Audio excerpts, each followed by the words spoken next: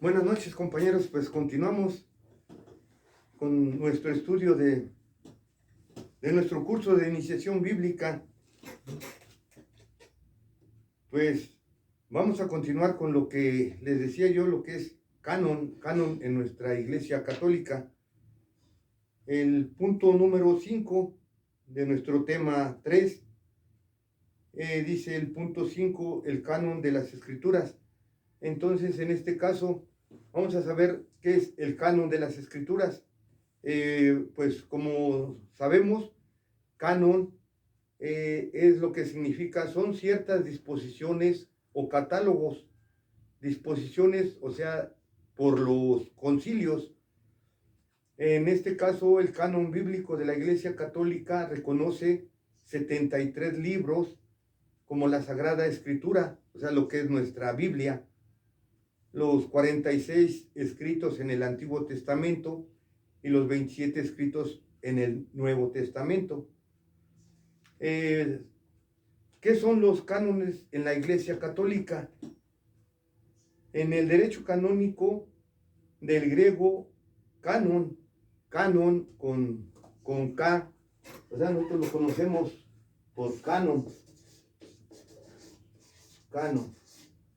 En lo que es en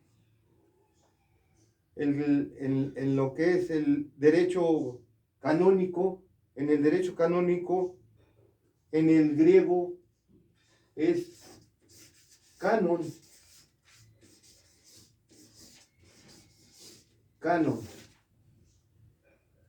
Eso, la palabra canon, lo que significa, pues son reglas, normas y medidas.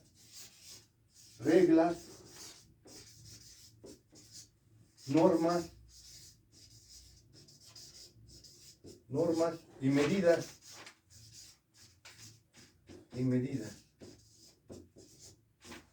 O sea, son reglas, o sea, el canon es, ahora sí que pues, son las medidas, o sea, es lo que, medidas o reglas o normas que rigen lo que es, o así que como pues asuntos que tratan en los concilios los obispos para ir reformando, o sea, lo que son los concilios.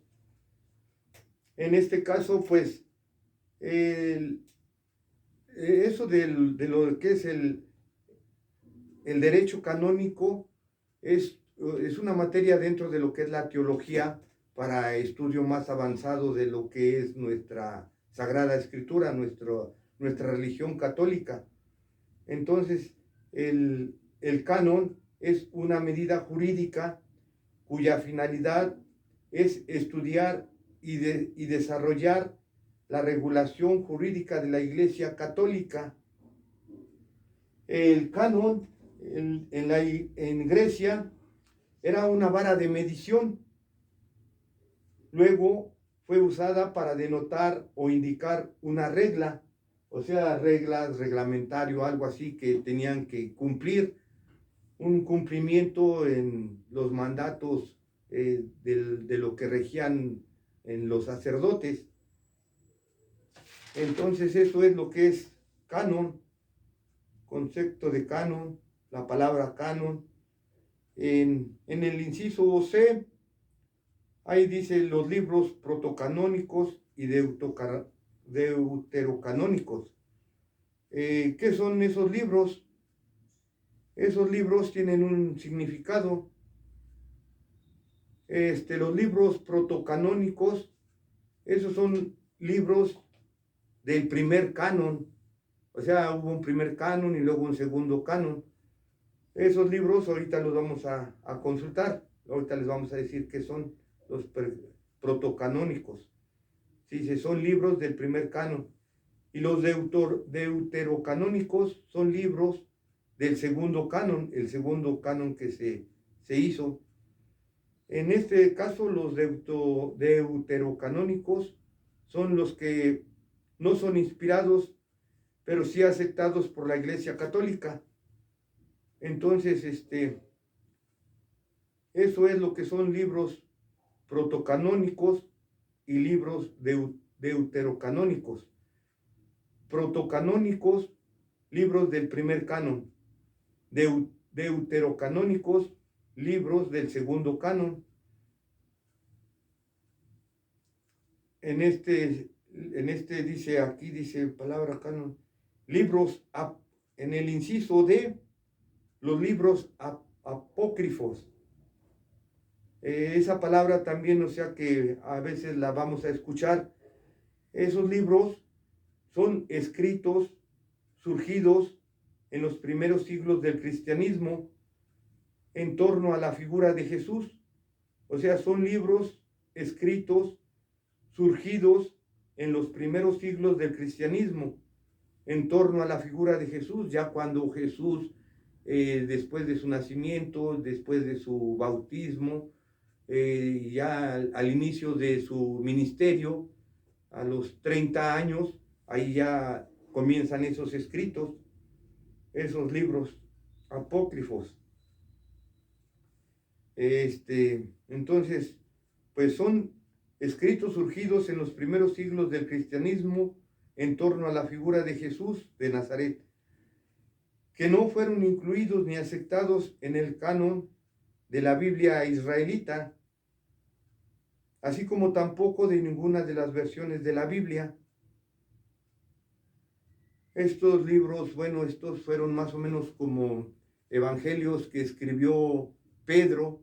Esos libros, pues como que la iglesia no los aceptó en el canon, por eso es que no vienen dentro de lo que es nuestra Biblia. Esos son lo que es los libros apócrifos. Luego sigue lo que es el punto número 6. En el punto número 6 es la verdad de la Sagrada Escritura. Pues este punto es pues uno de los más importantes, o a lo mejor el más importante, porque en él ahora sí que se fundamenta todo lo que es la Sagrada Escritura, nuestra Biblia. Dice el punto, la verdad de la Sagrada Escritura. Las Sagradas Escrituras pues son la revelación de la voluntad divina. Es un registro de los actos de Dios realizados en el curso de la historia.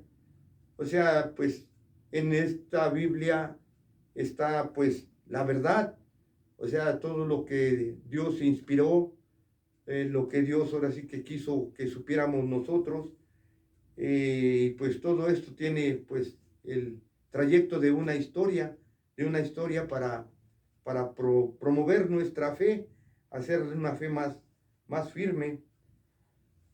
Dice, la verdad de la Sagrada Escritura se encuentra en el mismo centro de la Escritura. Todo lo que es la verdad de la Sagrada Escritura pues está fundamentado en una sola persona. Esa persona, el fundamento principal o el personaje que nos hace pues crecer o infundir en nuestra fe es Jesucristo. Jesucristo es el centro de lo que es nuestra Biblia, de lo que es nuestro estudio y de lo que es la infusión misma de nosotros para promover una fe más firme. Es lo que pues nos narra aquí, lo que es la llegada de un Mesías, un Salvador, alguien que nos va a indicar el camino, la verdad y la vida. Él es Jesucristo. Dice aquí, la Sagrada Escritura, o sea, la Biblia, nos enseña sobre todo la palabra de Dios. Es la inspiración del Espíritu Santo y es utilizada para saber cómo quiere Dios que nos salvemos y cómo fue la historia de la salvación. Ese es otro tema que vamos a continuar más adelante. Eso es lo que es ahorita lo que es el índice temático de nuestro tema 3. A continuación vamos a ir viendo así que el objetivo de la clase y vamos a ir entendiendo un poquito mejor. Esto fue nada más pues lo que es el índice temático. Ahorita continuamos con nuestra clase. Gracias.